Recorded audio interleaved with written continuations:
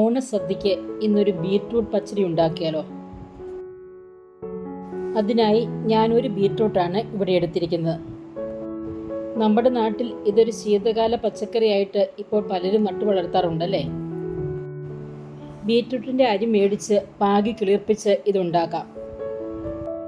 അതല്ലെങ്കിൽ ഈ ഒരു ഭാഗം കുറച്ച് കട്ടിയിൽ മുറിച്ചെടുത്ത് നട്ടും വളർത്തിയെടുക്കാം. ഇനി ഇതിൻ്റെ തൊലിയെല്ലാം നമുക്കൊന്ന് നീക്കം ചെയ്യാം. ആരോഗ്യത്തിന് ഏറെ ഗുണകരമായ പോഷകങ്ങൾ അടങ്ങിയ പച്ചക്കറിയാണ് ബീറ്റ്റൂട്ട്. കുറഞ്ഞ കലോറിയും ഉയർന്ന അളവിൽ വിറ്റമിൻസും നൈട്രേറ്റും നാരുകളും ഇതിലടങ്ങിയിട്ടുണ്ട്. ചോറിലേക്ക് ഇതിൻ്റെ കളർ ഇളകി ചോറിൻ്റെ കളർ മാറുമ്പോൾ നമുക്കൊരു സന്തോഷമല്ലായിരുന്നു നമ്മുടെ കുട്ടിക്കാലത്ത്. ഇപ്പോഴത്തെ കുട്ടികൾക്കും അതൊരു കൗതുകം തന്നെയല്ലേ. തൊലിയെല്ലാം നീക്കം ചെയ്ത് ബീറ്റ്റൂട്ട് ചെറിയ കഷ്ണങ്ങളാക്കി വെജിറ്റബിൾ കട്ടറിട്ട് ചെറുതാക്കി എടുക്കാം. ബീറ്റ്റൂട്ട് വേണമെങ്കിൽ ചെറുതായി ഗ്രേറ്റ് ചെയ്തെടുക്കുകയും ചെയ്യാം കേട്ടോ. ഞാനിവിടെ വെജിറ്റബിൾ കട്ടറിട്ടാണ് ചെയ്തതേ ഉള്ളൂ.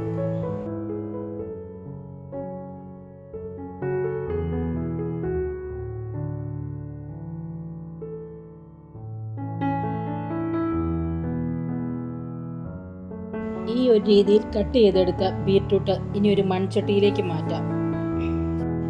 പുളിയുള്ള ഏത് സാധനം ഉണ്ടാക്കുമ്പോഴും അത് മൺചട്ടിയിൽ ഉണ്ടാക്കുന്നതാണ് കൂടുതൽ നല്ലത്.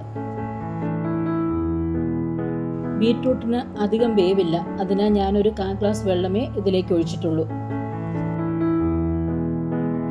1 ടീസ്പൂൺ ഉപ്പ് ചേർക്കുക. 1 തണ്ട് കറിവേപ്പില ചേർത്ത് എല്ലാം നന്നായി ഇളക്കി യോജിപ്പിച്ച് സ്റ്റൗവിലേക്ക് മാറ്റാം.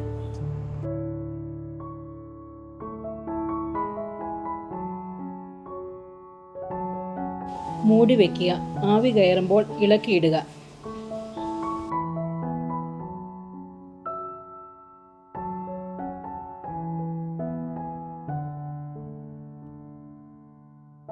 ഈ സമയം ഇതിനു വേണ്ടിയുള്ള അരപ്പ് തയ്യാറാക്കാം.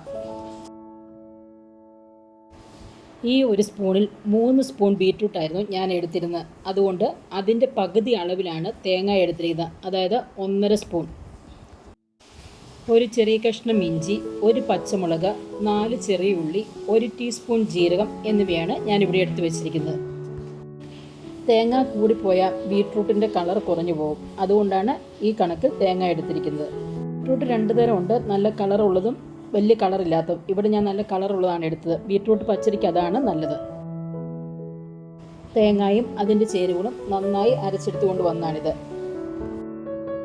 ഇനി ഇതിലേക്ക് 1/2 ടീസ്പൂൺ കടുകിട്ട് ജസ്റ്റ് ഒന്ന് ക്രഷ് ചെയ്തെടുക്കാം. ഇങ്ങനെ കടുക് ഇടുന്നത് ചിലർക്ക് ഇഷ്ടമില്ല. ഇഷ്ടമില്ലാത്തവർ അതിടാതെ ഒഴിവാക്കാം കേട്ടോ. ബീറ്റ്റൂട്ട് വെന്തിട്ടുണ്ട്. എല്ലാം നന്നായി ഒന്ന് ഇളക്കി യോജിപ്പിക്കുക. ഇനി ഇതിലേക്ക് നമ്മൾ നേരത്തെ അരച്ചു വെച്ചിരുന്ന അരപ്പ് ചേർക്കാം. എല്ലാം നന്നായി ഒന്ന് ഇളക്കി യോജിപ്പിക്കുക.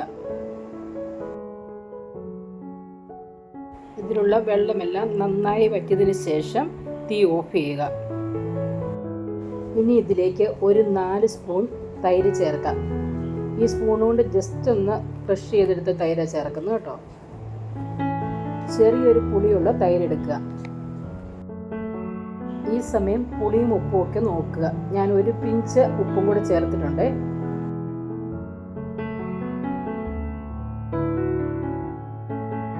ഈ ഒരു കൺസിസ്റ്റൻസിയാണ് പച്ചടിക്ക് വേണ്ടത്. ഇതിലേക്ക് കടുക് വറുത്തിടാം. അതിനായി ഒരു പാൻ ചൂടാക്കി അതിലേക്ക് 1 ടേബിൾ സ്പൂൺ എണ്ണ ഒഴിക്കുക. എണ്ണ ചൂടാകുമ്പോൾ 1 ടീസ്പൂൺ കടുക് ഇടുക. കടുക് പൊട്ടിക്കഴിയുമ്പോൾ തീ ഓഫ് ചെയ്യുക. തീ ഓഫായതിനു ശേഷം 1 തണ്ട് കറിവേപ്പിലയും 3 വറ്റൽമുളകും ചേർക്കുക.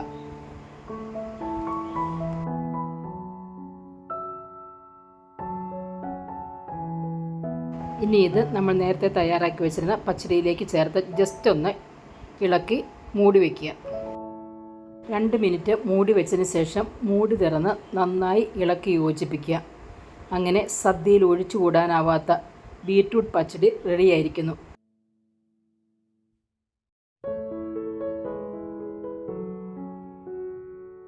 ഇനി ഇതൊരു സെർവിങ് ഡിഷിലേക്ക് മാറ്റാം.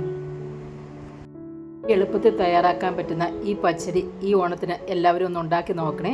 ഉണ്ടാക്കി നോക്കി അഭിപ്രായം പറയുകയും ലൈക്ക് ചെയ്യുകയും ഷെയർ ചെയ്യുകയും സബ്സ്ക്രൈബ് ചെയ്യുകയും ചെയ്യണം ഞങ്ങളുടെ ചാനൽ.